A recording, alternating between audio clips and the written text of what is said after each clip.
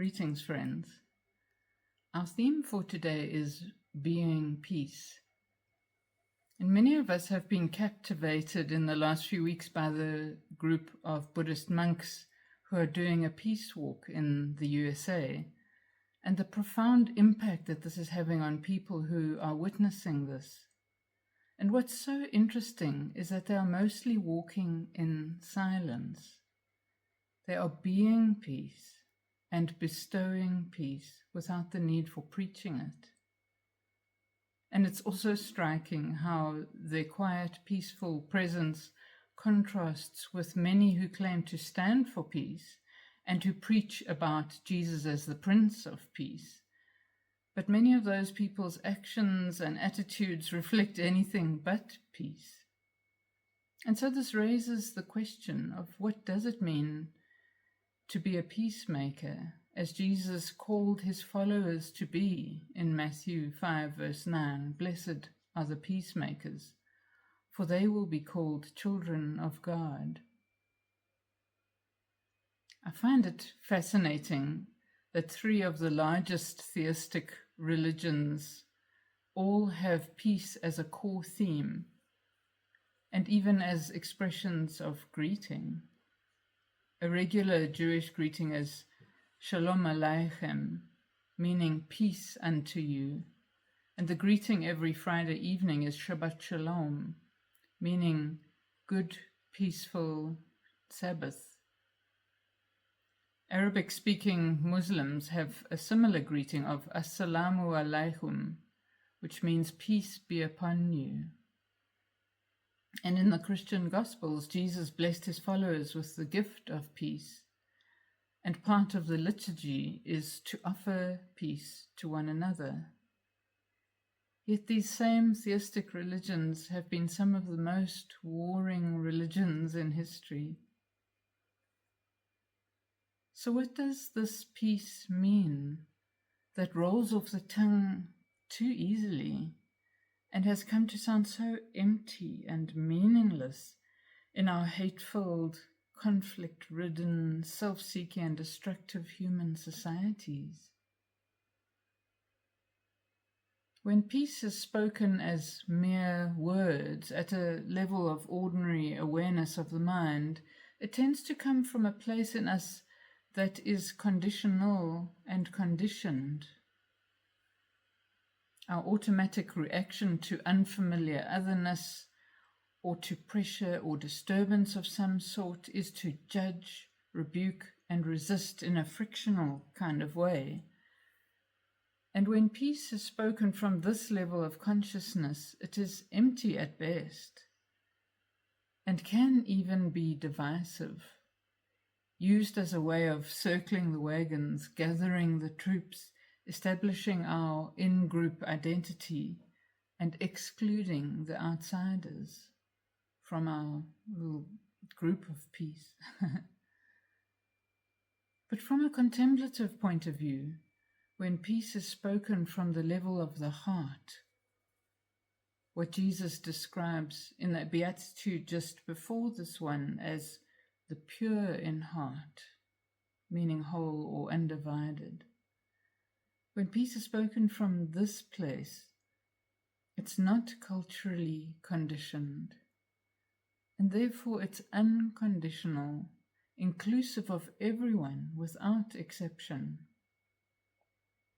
This peace emerges from the innermost sanctuary that in Christian terms we describe as Christ in us, where the Prince of Peace dwells within us, as our deepest selfhood.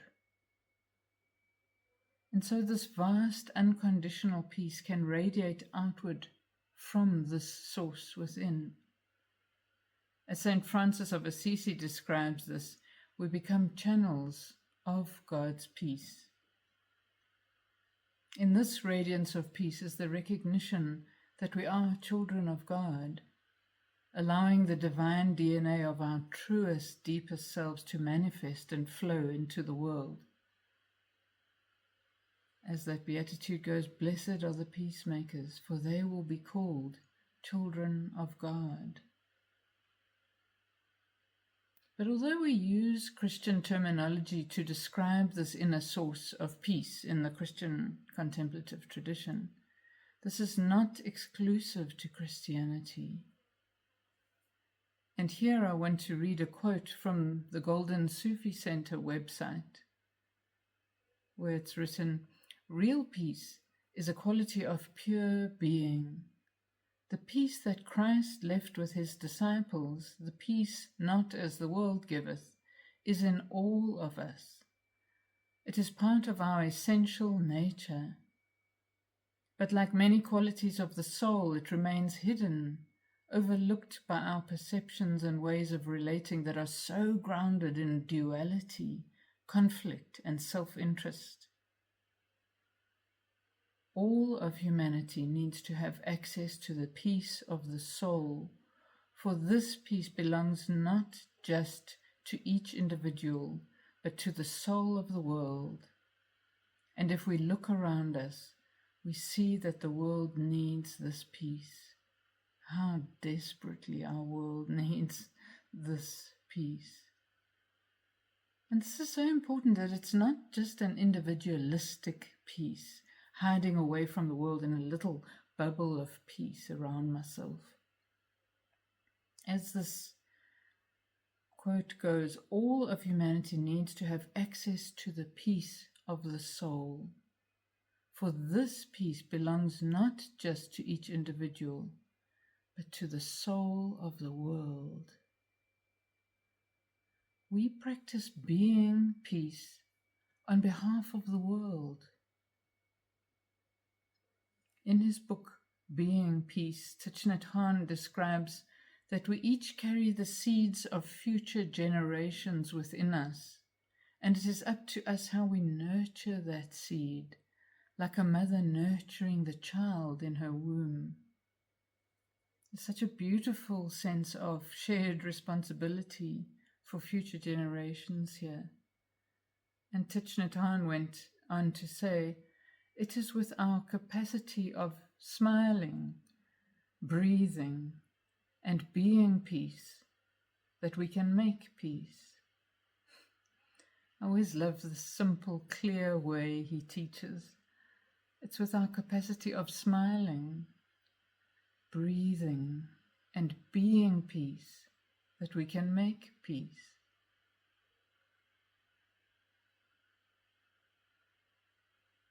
I was talking with a friend of mine this last week, and he described quite a difficult situation that he'd had with one of his long-term Christian friends, who one day tackled him about his lack of faithfulness to God in not attending church regularly. And my friend has struggled to find a church that fits with him, where he can worship, where he can be with others with integrity. And so it's been a difficult area for him. And so at first he felt very angry and defensive. But because he's been doing some contemplative practices for a while, he sat with these feelings, practicing surrender and finding his grounding again. And then when he felt more calm and centered, he spoke with this friend of his again, and he asked him, so how would you suggest I go about being more faithful? What would you do in my situation? And the whole atmosphere of the conversation between them shifted, and it turned out that this friend of his was feeling neglected and was actually just longing for reconnection in the friendship. And that was able to come out because of these questions that he asked. And in the end, where this could have fractured their friendship, it's actually had the effect of deepening the friendship because the response came from an inner grounding and open-heartedness rather than defensive reactivity. In John 14, Jesus said to his disciples, "Peace I leave with you. My peace I give to you. I do not give to you as the world gives. Do not let your hearts be troubled, and do not be afraid." And when Jesus sent out the 72 followers, he told them, when you enter a house, first say, peace to this house. If someone who promotes peace is there, your peace will rest on them. That's fascinating. If someone who promotes peace is there, your peace will rest on them. When we come to peace within ourselves, it becomes a gift that we can bestow on others. And what this passage alludes to is that this will ripple outward through any who have a heart that is open to peace. I love the word used in one of the dictionaries for this word peacemakers. They describe this as being pacific. And this has obvious links with being a pacifist. But I love the way this evokes a gloriously oceanic sense of being a cultivator of peace. And there's an abundance to this peace. The more we offer it, the more there is to offer.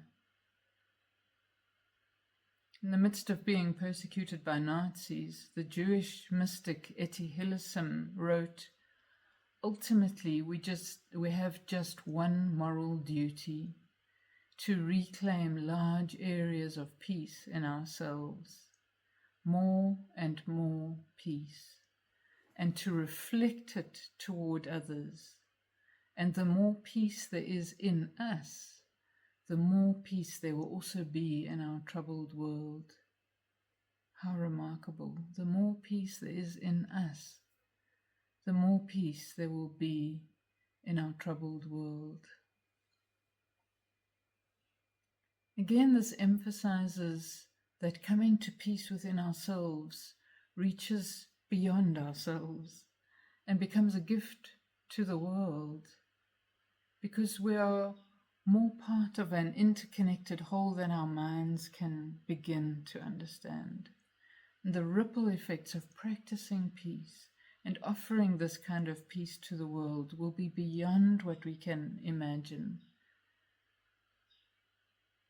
These ripples will be carried by the wind of Ruach, Spirit of God, if they come from an outpouring, from a true heart intention.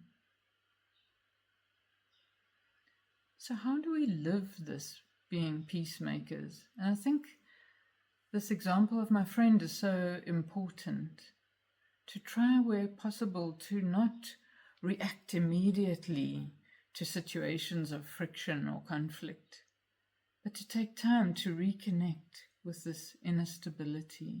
Sometimes we might only have a moment or two to do this, but finding again our grounding in the eternal source of peace. And in this way we can allow the frictional energy of conflict and division to be transformed into peace and reconciliation. Being peacemakers does not necessarily mean that we all have to join peace-building organizations or networks, although for some of us this is really important work that we can bring to our troubled world. But these Buddhist monks show that firstly, being peace is of primary importance. Coming to a place of peace within ourselves. And from here, we can intentionally bring peace to any and every situation we find ourselves in, consciously offering this peace wherever we go, saying with Jesus, my peace I give you. That's ours to say. My peace I give you. Thich Nhat Hanh wrote a book titled Peace is Every Step. And he wrote, peace is present right here and now, in ourselves and in everything we do and see. Every breath we take, every step we take, can be filled with peace, joy, and serenity. The question is whether or not we are in touch with it. We need only to be awake, alive in the present moment. If we are peaceful, if we are happy, we can smile and blossom like a flower, and everyone in our family, our entire society, will benefit from our peace. Such a beautiful sense of a radiance and a beauty that we share with wider society from coming to peace within ourselves. So here are some ideas for how we can become peacemakers in our world. As Etty Hillesum points out, this begins with reclaiming peace within ourselves, and this we do by regularly returning to and abiding in God as the source of peace, allowing our own inner beings to attune to the oceanic peace of Christ. Otherwise, our words of peace are likely to be shallow and empty. You could end your regular silent prayer times with a few minutes of actively practicing this offering of peace to the world, using your out-breath as a symbol of offering your peace to the world, as an overflowing from the heart of God, the source of oceanic peace. I found it helpful to pray on the out-breath, "My peace I give to you." And the self-giving is such an important part of the process, echoing the self-giving attitude exemplified by Jesus. And as you go through your day, set an intention to be a peacemaker, and notice the difference that this brings to your interactions. Even when walking from one place to another, walk in a way described by Thich Nhat Hanh. We have to walk in a way that we only print peace and serenity on the earth.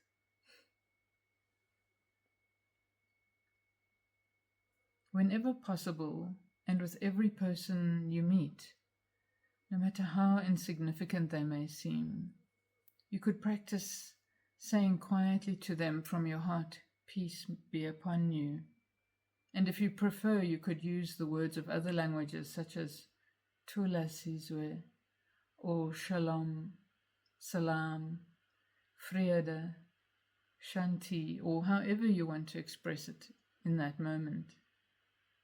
I find using different languages or expressions from other religions can be really helpful in building an inner bridge where divisions are so very entrenched. Now, having said all that, so often when we do try to be all peaceful, sure as not something will happen to rile us up and make us act out in disturbing ways. And the key here is to not turn on ourselves for how unpeaceful we are. The point about peace is that it includes the way we talk to ourselves and deal with ourselves. And this is about cultivating a different relationship with ourselves, one that is kind, gentle, and can offer peace to our own troubled self. As Maya Angelou says, cultivate a loving, close relationship with you.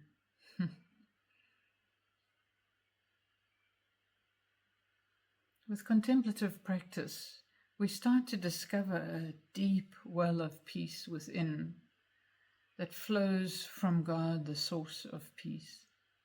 And so the possibility is always there to reach deeper within ourselves and to offer peace to our troubled emotions as well as to others.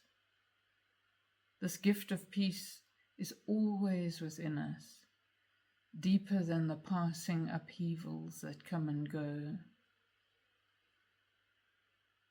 And a final practice I want to mention is when you're with somebody troubling or being with your own troubled self, you can practice breathing in the sense of conflict and breathing out peace.